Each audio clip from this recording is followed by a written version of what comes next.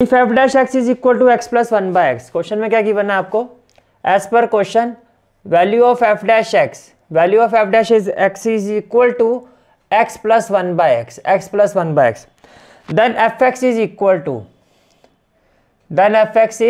To, तो ये आपसे पूछा जा रहा है कि अगर एफ डैश एक्स की वैल्यू ये है तो एफ एक्स की वैल्यू क्या होगी। तो देखो we no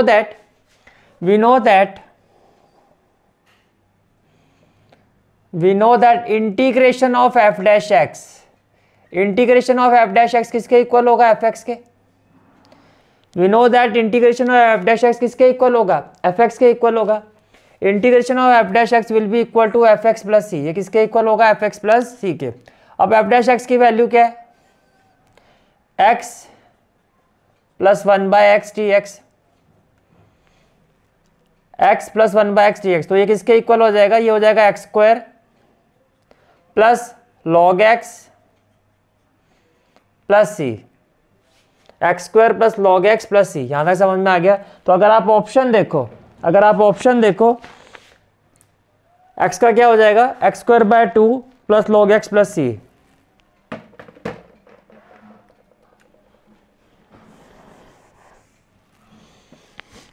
so it will be equal to x square by 2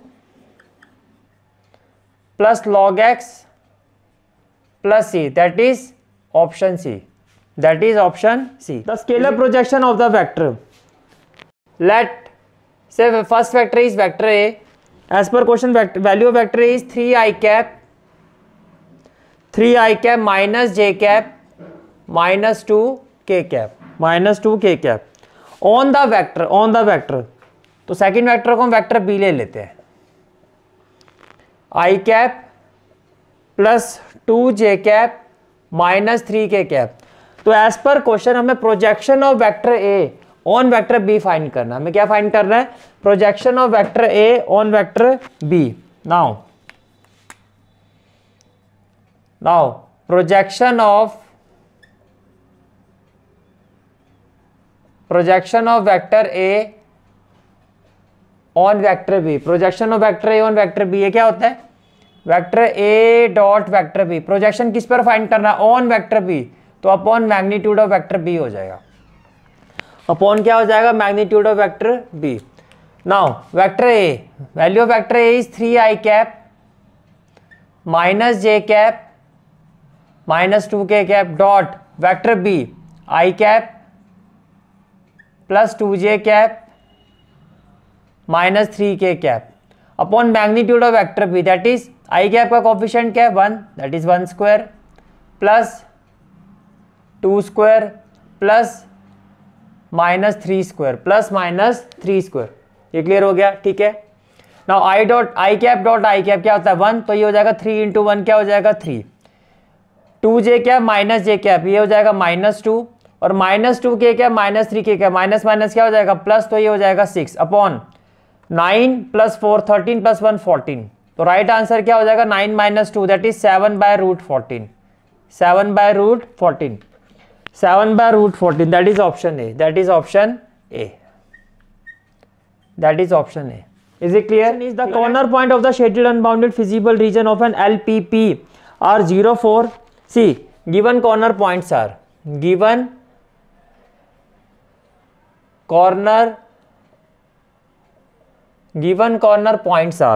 first point is 0, 4.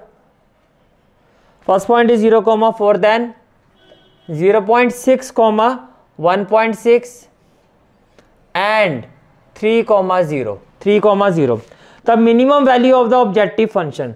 तो हमें फंक्शन को क्या प्रूव करना है, मिनिमम, और फंक्शन क्या है z is equal to 4x plus 6y। On the basis of this corner points हमें ये बताना है कि किस पॉइंट पर इस फंक्शन की वैल्यू क्या होगी, मिनिमम होगी। तो ये तो बहुत सिंपल है, set it is equation number 1। अब एक एक करके हम इन पॉइंट्स को इक्वेशन 1 में पुट करेंगे।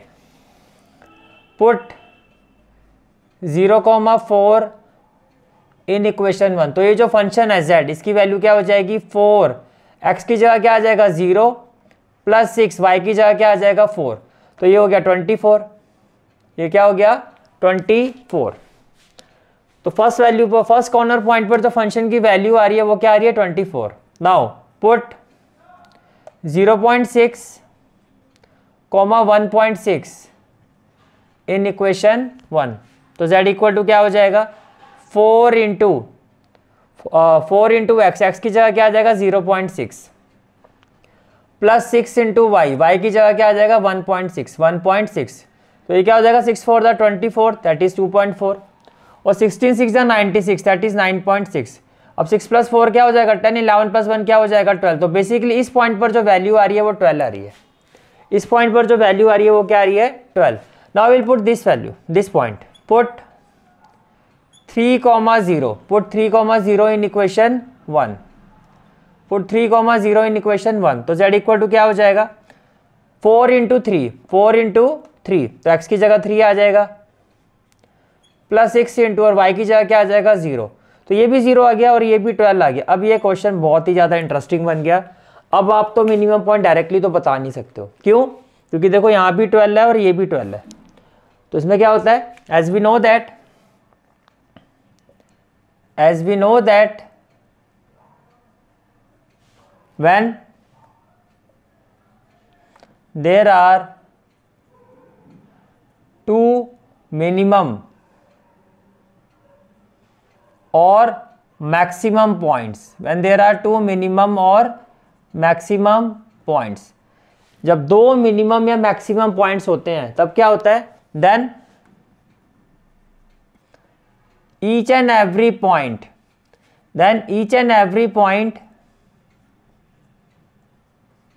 joining,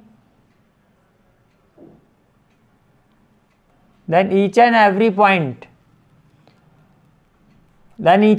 point on line segment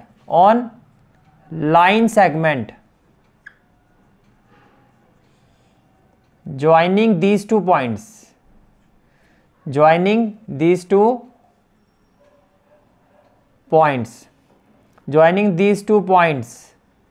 या फिर आप इसको ऐसे भी ले सकते हो, then on each and every point on line segment joining these two points value of function, question में मैक्सिमम कहा जा रहा है और ये सिचुएशन आती है तो फंक्शन की वैल्यू हर पॉइंट पर क्या होगी, मैक्सिमम होगी।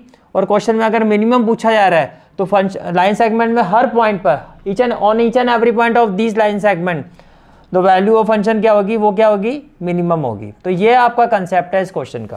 कहने का मतलब ये है कि देखो दो पॉइंट है, एक पॉइंट क्या है 0.6, 1.6 और दूसरा पॉइंट क्या है 3,0। अब एक पॉइंट ये हो गया, एक पॉइंट ये हो गया। अब जो लाइन इन दोनों पॉइंट्स को ज्वाइन कर रही है, जो लाइन सेगमेंट, इस लाइन सेगमेंट में हर पॉइंट पर, इस लाइन सेगमेंट के हर पॉइंट पर इस फंक्शन की वैल्यू क्या होगी, मिनिमम होगी। इस लाइन सेगमेंट के हर पॉइंट पर इस फंक्शन की वैल्यू क्या होगी, मिनिमम होगी। This is a very very important and valid point of LPP. ठीक है, तो अगर मैं ऑप्शन पर जाऊं तो ये ऑप्शन आपका आता है ऑप्शन डी, ये ऑप्शन आता है आपका ऑप्शन डी। तो राइट आंसर क्या होगा आपका option D, right answer is option D. Is it clear? P is a point on the line segment joining the point A and B. Say this is the point A, this is the line segment joining point A and B. As per question, coordinates of A are 0, 5, -2 and coordinates of B are 3, -1, 2. P is a point on the line segment joining the point this. तो एक point है यहाँ पर, इसको हम ले लेते हैं P. If the x coordinate of P is 6, तो इसका x coordinate तो 6 है। Then its z coordinate आपको फाइंड करना है, तो हम इसके कोऑर्डिनेट्स ले लेते हैं 6yz, हमें ये फाइंड करना है। ठीक है, ओके।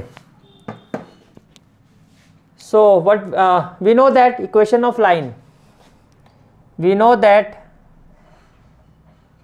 सी ये अगर पॉइंट हो गया x1, इसको आप ले लो y1, ये हो गया z1, तो ये क्या हो जाएगा x2, y2 और z2। We know that equation of line is what? X minus x1 upon x2 minus x1 equal to y minus y1 upon y2 minus y1. We know that equation of line joining 2 point is x minus x1 upon x2 minus x1 equal to y minus y1 upon y2 minus y1 equal to z minus z1 upon z2 minus z1। तो देखो x minus x1, x minus x1 की जगह हो जाएगा 0 और इसको हम ले लेते हैं let it be equal to lambda से, ये जो भी वैल्यू है इसको हमने किसके इक्वल ले लिया लैम्डा के, तो ये हो जाएगा x minus 0, x2 minus x1 ये हो जाएगा 3 minus 0 equal to y minus y1, y1 की जगह क्या हो जाएगा 5, y2 माइनस y1 तो ये हो जाएगा -1 और -5 equal to z minus z1, ये माइनस माइनस क्या हो जाएगा +2 अपॉन z2 माइनस z1, 2 + 2 क्या हो जाएगा, ये हो जाएगा 2 + 2 इक्वल टू में क्या हो गया लैम्डा, इक्वल टू क्या हो गया लैम्डा। ना ये हो जाएगा, अब इसको इक्वेट करो तो x की वैल्यू क्या आ जाएगी 3 लैम्डा और y माइनस 5 इक्वल टू क्या हो जाएगा -6 लैम्डा। इसका मतलब y की वैल्यू क्या हो जाएगी 5 माइनस 6 लैम्डा, ठीक है। और z + 2 इक्वल टू क्या हो जाएगा, z + 2 इक्वल टू हो जाएगा 2 + 2 तो 4 लैम्डा, तो z की वैल्यू क्या हो जाएगी 4 लैम्डा माइनस 2, z की वैल्यू क्या हो जाएगी 4 lambda minus 2। Now according to the question, अगर आप क्वेश्चन के अकॉर्डिंगली देखो,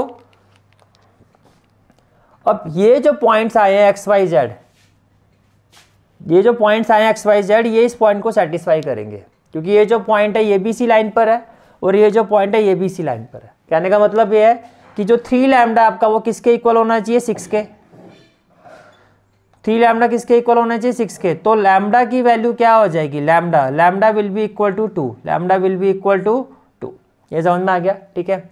अब ये जो लैम्डा की वैल्यू आई है इसको यहाँ पुट कर दो नाउ, तो z इक्वल टू क्या होगा 4 लैम्डा माइनस 2, तो लैम्डा की जगह 2 पुट कर दो तो ये हो जाएगा 4 × 2 - 2, तो 8 - 2 क्या हो जाएगा 6। इसका मतलब ये जो z पॉइंट है आपका, ये जो z कोऑर्डिनेट है इसकी वैल्यू क्या होगी 6, that is option B, that is option B.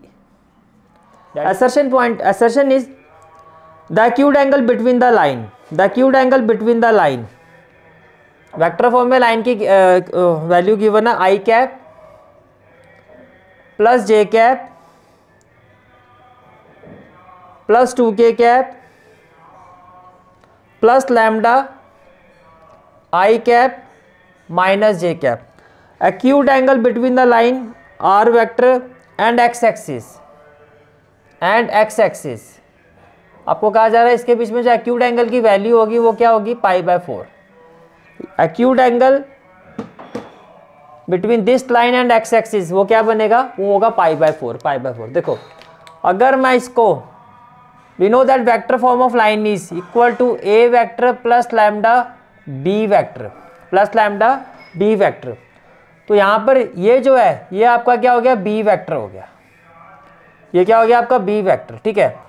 Where vector b is what, vector b is equal to से a1 i cap plus b1 j cap plus c2 k cap, और जो x axis है, x axis के coordinates हम क्या ले सकते हैं 1, 0, 0, राइट। इसमें 1 क्या हो जाएगा आपका a2 और 0 क्या हो जाएगा b2 और 0 क्या हो जाएगा c2, 0 क्या हो जाएगा c2। Now required angle is cos theta is equal to, required angle क्या होगा cos theta which is equal to a1 a2 plus b1 b2 plus c1 c2 upon root a1 square plus b1 square plus c1 square root a2 square plus b2 square plus c2 square. ये बात समझ में आ रही है, ठीक है। अब अगर मैं इसको इससे कंपेयर करता हूं तो a1 क्या होगा, a1 हो गया 1, b1 क्या होगा -1 जो j के साथ है, और c1 क्या होगा आपका 0, c1 क्या होगा 0, क्यों होगा 0, बिकॉज यहाँ पर वेक्टर k है ही नहीं। लैम्डा के साथ जो ये आपका वेक्टर b है जो कि एक पैरेलल वेक्टर होता है, जिसकी जो वैल्यू है in terms of A vector वो क्या होगी a1 i cap plus b1 j cap plus c1 k cap हम लेते हैं in terms of A direction ratio. A1 B1 C1 क्या होता है, डायरेक्शन रेशियोज होते हैं। तो A1 क्या हो गया, आई कैप का कोफिशिएंट, और B1 क्या हो गया, जे कैप का कोफिशिएंट, और C1 होता है वेक्टर के कैप का कोफिशिएंट, के कैप, और के कैप यहाँ पर है ही नहीं, तो C1 क्या हो जाएगा 0। अब ये वैल्यू पुट करो, A1 की जगह क्या आ जाएगा 1, A2 की जगह भी क्या हो जाएगा 1, B1 क्या हो जाएगा -1, B2 की जगह 0, C1 क्या हो जाएगा 0, और C2 भी क्या हो जाएगा 0 upon root A1 square. A1 क्या है आपका 1, तो ये हो जाएगा 1 स्क्वायर, B1 क्या है -1, तो -1 स्क्वायर, और C1 क्या है 0, तो ये हो जाएगा 0 स्क्वायर। इसी तरह से A2 में क्या हो जाएगा 1 square plus 0 square plus 0 square. क्या इतनी बात समझ में आ रही है? ठीक है। Now what we will have, देखो ये हो जाएगा 1, और ये हो जाएगा 1 + 1, ये हो जाएगा √2, और ये हो जाएगा आपका √1, तो 1 का स्क्वायर क्या होगा 1, तो बेसिकली 1/√2। अब cos थीटा 1/√2 इक्वल, हमें थीटा की वैल्यू बतानी है। 1/√2 किसकी वैल्यू होती है, cos 45 की, तो थीटा की जो वैल्यू है वो आएगी π/4, थीटा की वैल्यू π/4, यही आपको कहा जा रहा है। तो जो असर्शन है वो तो ट्रू है, जो असर्शन है वो क्या है, ट्रू। अब रीजन पर आते हैं। रीजन में कहा जा रहा है the angle theta between the lines, दो लाइंस के बीच में जो एंगल थीटा होता है वो कैसे निकाला जाता है, cos theta is equal to magnitude of A1 A2 + B1 B2 + C1। बिल्कुल सही है, और ये इसका रीजन भी है, ये इसका क्या है, रीजन भी है। तो राइट आंसर क्या होगा, ऑप्शन ए। तो रीजन भी ट्रू है, और ये इसका असर्शन भी ट्रू है, रीजन भी ट्रू है, और ये इसका एक्सप्लेनेशन भी है। तो राइट आंसर क्या होगा, ऑप्शन ए। राइट आंसर क्या होगा, option A. This is for today's class. I hope you like this class, and if you like this class then do like, share and subscribe my channel, and don't forget to press the bell icon. Bell icon press करने से क्या होगा, जो भी मैं lecture upload करूंगा you will get the notification of that lecture. Thanks for watching this video. जहाँ तक आपके मैथ्स कोर्स की बात है, कंप्लीट मैथमेटिक्स कोर्स की जो प्लेलिस्ट का लिंक है वो आपको डिस्क्रिप्शन सेक्शन में मिल जाएगा। So bye, take care and have a great day.